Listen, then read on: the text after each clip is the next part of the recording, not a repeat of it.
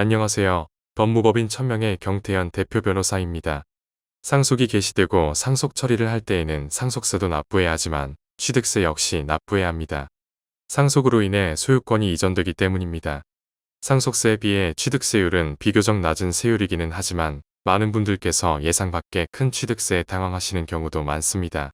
그래서 오늘은 저희 법무법인 천명을 찾아주신 사례를 통해 부동산을 상속받는 경우의 취득세에 대해 자세히 알아보려 합니다.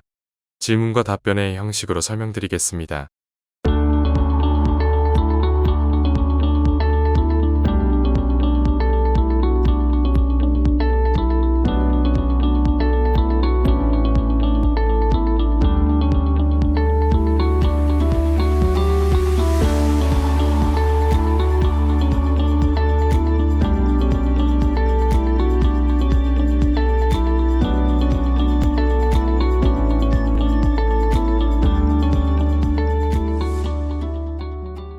안녕하세요, 경태현 변호사님.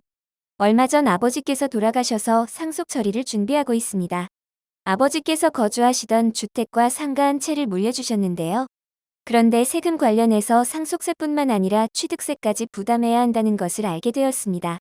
취득세가 생각보다 커서 놀랐는데 변호사님께서 상속 시 절세 방안에 대해 알려주시면 많은 도움이 될 것 같습니다. 현명한 조언 기다리겠습니다. 안녕하세요. 상속특화 법무법인 천명의 경태현 대표 변호사입니다. 2023년 취득세에 큰 변화가 있었습니다. 취득세 과세표준을 시가표준액에서 시가인정액으로 하기로 한 것입니다.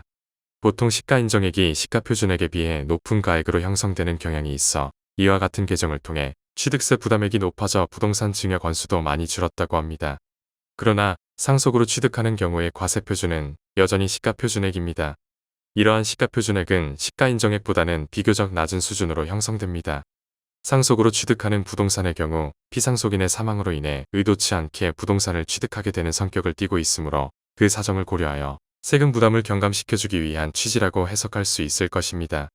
상속으로 부동산을 취득하는 경우 농지는 2.3%, 일반적인 상가, 토지, 주택 등 농지 외의 부동산의 경우 2.8%의 세율이 적용되고 이외에 무주택자 특례세율 혹은 부가세 등이 적용되면 세금의 액수는 변동될 수 있습니다.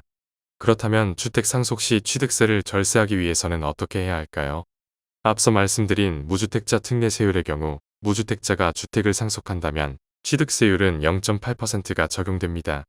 즉, 무주택자가 주택 보유자보다 2% 낮은 세율을 적용받게 되고 비율로 따지면 취득세가 약 70% 정도 절세됩니다.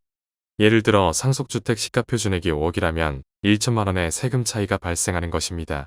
그래서 결론적으로 무주택자가 주택을 상속받는 것이 가장 유리하다고 할 것입니다.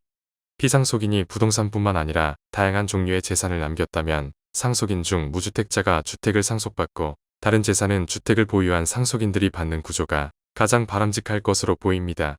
만약 주택 한 개를 공동 상속받아야 한다면 무주택자가 지분을 더 크게 가져가는 것이 절세에 유리합니다. 한 주택을 공동으로 상속받는 경우 주된 상속인이 상속주택을 취득한 것으로 보아 무주택자 특례 세율을 적용하기 때문입니다. 저희 로펌을 찾아주시는 많은 분들께서도 절세 방법에 대해 문의 주시곤 합니다.